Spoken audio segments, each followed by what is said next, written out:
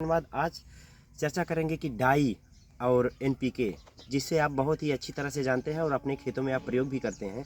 तो आज इसके बारे में चर्चा करेंगे कि कौन सी खाद हमारी खेतों के लिए, हमारी फसलों के लिए बहुत ही लाभप्रिय है और जो हमारे धान, गेहूँ और अनाज वाली तमाम फसलों और सब्जियों की फसलों में जो हमारे लिए ज़्यादा लाभकारी सिद्ध है।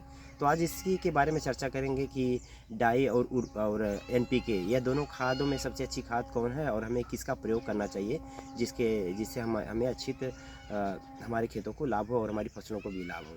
तो जैसे देखते हैं आप, डाई में जो है 46% फास्फोरस होता है और 18% नाइट्रोजन होता है। और नाइट्रोजन का जो कार्य है वह पत्तियों और तने को हरा भरा करता है, उन्हें स्वस्थ रखता है। और फास्फोरस का जो कार्य है वह जड़ों को बहुत ही अधिक जड़ों को बनाने का कार्य करता है, जिससे जितने भी आपके अच्छे जड़ बनेंगे, जो मिट्टी में अधिक विकसित होंगे, तो आपकी फसलों में उतनी ही बढ़ोतरी आएगी और कल्लों का विकास होगा और फसल अच्छी आएगी। फास्फोरस का यही कार्य होता है कि मित्रों, अधिक से अधिक जड़ और कल्लों के विकास के लिए बहुत ही लाभकारी है। और तीसरे नंबर पे आता है एनपीके, जिसमें 12-32-16 का ग्रेड होता है, जिसमें 12% नाइट्रोजन पाया जाता है, 32% फास्फोरस पाया जाता है और 16% फास्फोरस पाया जाता है। तो जैसा कि मैंने आपको बता दिया कि इसमें पोटास की जो मात्रा इसमें थोड़ा सा 16% होती है। और पोटास का जो कार्य है वह फसलों के लिए बहुत ही उपयोगी है और बहुत ही लाभकारी है।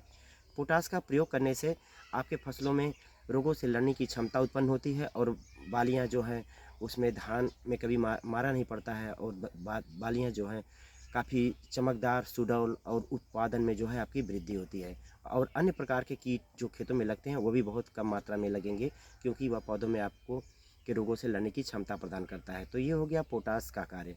तो दोनों ग्रेडों के बारे में मैंने आपको बताया। तो यदि आप, जैसे कि आप डाई में फास्फोरस की अधिकता होती है और दर प्रतिवर्ष आप इसका प्रयोग खेतों में करते ही हैं। जैसे कि यदि आप अपने क्षेत्र पे यदि आप फास्फोरस का अधिक मात्रा में प्रयोग करते हैं, तो मित्रों उससे कुछ हमें नुकसान होता है। जैसे कि आपको फास्फोरस की अधिकता होने के कारण कई पोषक तत्व जो है आपकी मिट्टियों से कम होने लगते हैं। जैसे कि आपका पहले नंबर पे हो गया जिंक और आयरन और मैग्नीशियम। इसकी मात्रा जो है खेतों से, मिट्टियों से प्रतिवर्ष धीरे धीरे कम होती चली जाती है। यूँ कहें कि फास्फोरस की अधिकता होने पर यह इसकी उपलब्धता जो है नहीं हो पाती है। तो फास्फोरस और उसके अगर अपोजिट देखा जाए तो एनपीके में उसमें 12% नाइट्रोजन होता है और 32% जो होता है फास्फोरस होता है उसमें। यानी कि फास्फोरस की आधी मात्रा इसमें नाइट्रोजन है और आधी मात्रा में पोटास भी है।